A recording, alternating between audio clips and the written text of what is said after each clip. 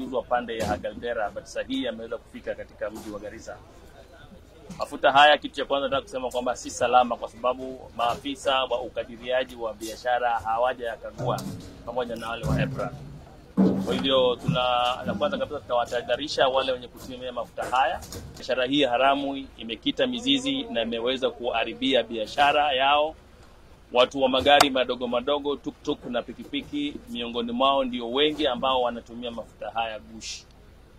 Kwa hivyo hiyo ni biashara haramu ambayo haistahili kuendelezwa katika nchi hii. Tumetembelea sehemu takriban 2 ambazo zote tumepata mitungi ambayo ilikuwa inabeba bidhaa hii ya mafuta yameshauzwa kwa wenye magari.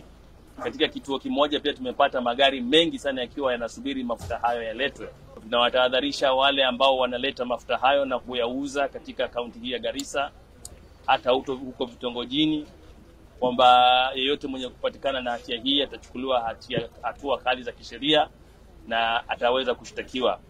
Hapa Garissa kuleta mafuta sio sheria kutoka Somalia. Ndio sisi watu walikuwa wanaendelea mafuta kufanya pande wa serikali, tulikuwa nalipa ushuru standard, tulikuwa naangalia